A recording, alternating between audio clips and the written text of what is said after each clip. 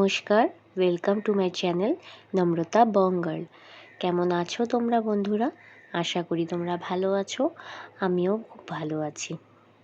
আজকের এই ব্লগটা শুরু হলো সন্ধ্যে 7টার থেকে।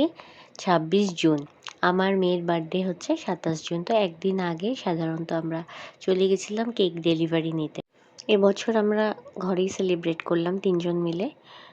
তো দেখো ওর পাপা এদিকে আবার সাজিয়ে দিয়েছে কিছু না কিছু বেলুনস দিয়ে আর হ্যাপি বার্থডে লেখা ব্যানারটা। তো আমার মেয়ের খুব এক্সাইটমেন্ট, সেটা দেখে খুব ভালো লাগছে। ছোটোবেলায় আমরাও হতাম, সবাই হয়। আমরা এখন বড় হয়ে গেছি, এখনও এক্সাইটমেন্ট আছে, বার্থডে কেক কাটবো, গিফটস পাবো, যাই হোক। তো ভালো লাগছে দেখে দেখে মনে হচ্ছে হ্যাঁ আমার মেয়ে এবার বড় হয়ে গেছে, বুঝতে শিখেছে। ওর মানে ইচ্ছেটা হচ্ছে ওই যে চকলেটসগুলো দেখছো কেকে, ওগুলো নিয়ে খাবে।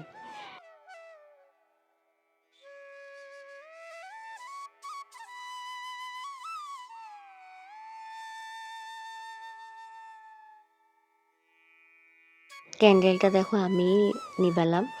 আমার মেয়ের তো খালি এক্সাইটমেন্ট, কেক কখন কাটবে আর খাবে। তো আমি বলছি আমি খাইয়ে দিই তোমাকে, পাপাকে খাইয়ে দাও না।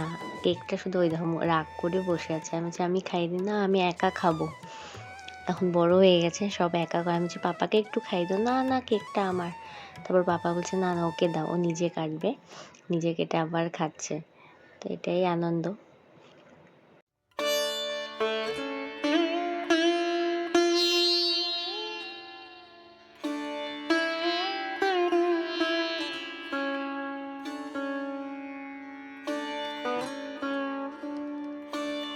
এটা নেক্সট ডে মর্নিং। আমি সকালবেলায় আগে মেয়েকে স্কুলে দিয়ে এসেছি। তারপর ভাবলাম স্নান করে ঠাকুরকে একটু নমস্কার করে তারপর আমি রান্নাঘরে ঢুকবো। তো এদিকে দেখো চুলের অবস্থা তো আর বলে লাভ নেই, খালি চুল পড়ছে, হেয়ার ফল। তোমরা যদি কেউ কিছু সলিউশন আছে আমাকে একটু সলিউশন দিও। আর এদিকে মানে রোদে বেরিয়ে বেরিয়ে মুখে একদম ট্যানও পড়ে গেছে। তারপর দেখো আমি আগে সব ঠাকুরদের নমস্কার করলাম, মেয়ের জন্য আশীর্বাদ চাইলাম যেন আমার মেয়ে সবসময় সুস্থ থাকে, ভালো থাকে। তো রান্নাঘরে এসে আমি আগে পায়েসটা বসিয়ে দিয়েছিলাম। পায়েস হচ্ছে এদিকে, আর এদিকে আমি লাল শাক বসিয়ে দিলাম রসুন ফোড়ন দিয়ে। লঙ্কা ছাড়াই করছিলাম, শুকনো লঙ্কা দিই, যে আজকে দিইনি যেহেতু মেয়ে খাবে আর ওর পছন্দের সব হচ্ছে, তাই। আর পায়েসের জন্য আমি ঘি দিয়েছি আর জোয়া চাল দিয়ে মেখে নিলাম, কিছুক্ষণ রেখে দেবো। এ দেখো এদিকে ভাজার প্রিপারেশন করে রাখলাম। এটা হচ্ছে পটল, এই হলো আলু, আর এই হলো মিষ্টি কুমড়ো। আমি লবণ হলুদ দিয়ে মেখে রাখলাম, তাহলে তাড়াতাড়ি হয়ে যাবে। আর ওইদিকে শাক ভাজা হচ্ছে, আর মাছটা পরে ভাজবো। কিছু জমানো বাসন ছিল, তো দেখো তোমাদের সাথে কথা বলে বলে আমি বাসনটাও ধুয়ে নিচ্ছিলাম। কাজগুলো জমালে জমেই থাকবে, তাই ভাবলাম করে নিই না জমিয়ে। তো হ্যালো সবাই, তোমরা কেমন আছো? তো আজকের দিনটা খুব স্পেশাল ডে আমাদের সবার জন্য, যেহেতু আমার রেহাংশী, তোমরা দেখো ওকে ব্লগে, আমার মেয়ে, তো ওর আজকে 3 ইয়ার্স হলো। তো আজকের বার্থডে। তো কালকে রাত্রে আমরা ছোট একটা কেক কেটেছিলাম। তো তারপর আজকে স্কুলে গেল, কিছু চকলেটস দিয়ে দিলাম, বাচ্চারা তো এটাতেই খুশি। তো ওকে ভেবেছি এই এই যে এই গ্লাস, সব নতুন থালা, বাটি, চামচ, এগুলোতে ওকে খেতে দেব।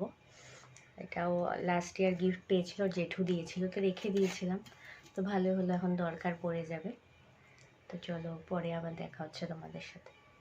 তো দুপুরে সব ওর যত ফেভারিট খাবার সেগুলো আমি বানাচ্ছি। তো বানিয়ে থালাতে সুন্দর করে সাজিয়ে দেব। ও যাই খাক ওটাতে আমি খুশি। তো আমি ভেবেছি বানাবো ভাত, 5 রকম ভাজা, সেটার মধ্যে থাকবে আলু, পটল, মিষ্টি কুমড়ো, মাছ ভাজা, শাক ভাজা। আর এদিকে থাকবে হচ্ছে চিকেন আর চাটনি আর পায়েস। এই ছোট্ট আয়োজন ওর জন্য। আর বিকেলে ভেবেছিলাম আমরা আজকে কোথাও মানে হোটেলে কোথাও যাব। তো আজকে যেহেতু রথযাত্রা পড়ে গেল, তো আমার হাজব্যান্ড বলছে আমরা হোটেলে যাওয়ার থেকে আমরা যতটা খুশি হব ও রথে গিয়ে বেশি খুশি হবে। ওর নিজের ইচ্ছা, পুতুল কিনবে, খেলনা কিনবে। তো ভাবলাম ঠিকই কথাটা, আমাদের খুশিটা আগে না, ওর খুশিটাই আগে। তো সেটা ভেবে আমরা প্ল্যানটা ক্যান্সেল করলাম। তো আজকে আমরা ইভিনিংয়ে রথ দেখতেই যাব। তো ওর যেটা ইচ্ছে ও সেটা কিনবে, তো আমরাও খুশি, ও খুশি। তো ওর বার্থডেতে তোমরা সবাই মন ভরে আশীর্বাদ করবে, ও যেন খুব ভালো মানুষ হয়। তো এইদিকে আমের চাটনি বানাবো দেখে আমটা কেটে নিলাম। তারপর আমটা কেটে দেখি একটু কাঁচা মিঠে হয়ে গেছে, কিন্তু ভালো ছিল আমটা। তো এদিকে বানিয়ে নিচ্ছিলাম। আর ওই চুলাতে তো পায়েসটা হয়েই যাচ্ছে। পায়েস হতে একটু সময় লাগে, আর আমি একদম ক্ষীর বানাই পায়েসটাকে, তো একটু টাইম লাগে। আর এদিকে দেখো আজকে আমার বিছানাও গোছানো হয়নি, আজকে মানে এতটা কাজ। আর এদিকে হাজব্যান্ড জানো তো যাওয়ার আগে আমাকে সব কিছু কেটে দিয়ে গেছে, আমার যেন কষ্ট না হয়। কেন ওকে আমি রাগারাগি করছিলাম, তোমার আজকে মেয়ের বার্থডে, অফিসে কেন যেতে হয়? ও বলছে না, অফিসে খুব ইম্পর্ট্যান্ট কাজ আছে, যেতেই হবে। তো তার জন্য সব কিছু কেটে দিয়ে গেছে, অনেকটা হেল্প করে আমাকে যতটা পারে। এদিকে আমি তাড়াতাড়ি করছিলাম, মেয়েকে আনতে যেতে হবে। এসে দেখি মেয়ের শরীরটা তো ভালো নেই, দেখো শুয়ে একবার এদিকে শুয়ে আছে, ওদিকে শুয়ে আছে, মানে গাটা একটু গরম গরম হচ্ছিল। এত গরম পড়েছে না বাইরে, মানে শরীরে গরম ঢুকে গেছিলো। তারপর আমি থালাটা সাজিয়ে দিলাম। 5 রকম ভাজা ছিল, মাংস ছিল, চিকেন, আর এদিকে চাটনি, মিষ্টি, পায়েস। তো একা খেতে দিচ্ছে, একা খেতে পারে না, আমি যে খাক, ওর ইচ্ছে। ও সাদা ভাত খেতে খুব ভালোবাসে, তারপর বাকিটুকু আমিই খাইয়ে দিয়েছি। আর অন্যদিন আমার মার কাছে খায়, তো ওই দিন না, আবদার করছে মা আমার কাছে খাবে।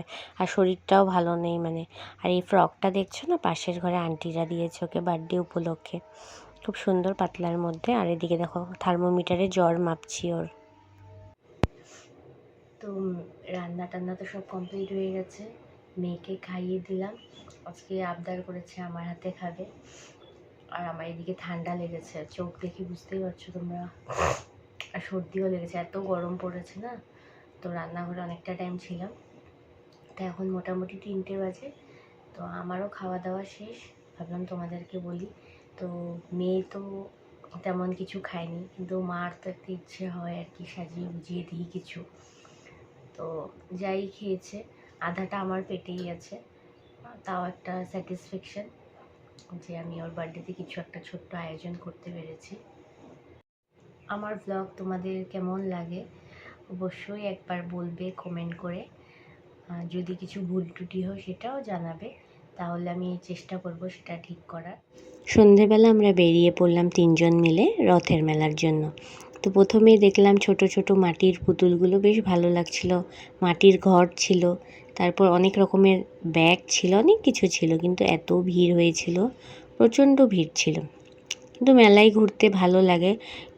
তারপর মেয়ে বলল যে আমি গাড়ি চলবো, তোর পাপা উঠিয়ে দিল। তারপর একটুক্ষণ চলার পর বলছে আমি চলবো না।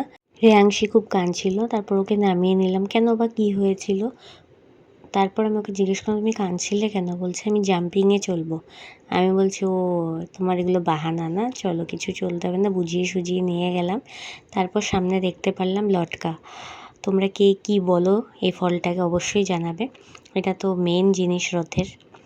তারপর চলে আসলাম, মেয়ের এখন এক একটা আবদার শুরু হলো, ওর পাপা একটা একটা করে জিনিস কিনে দিতে লাগলো।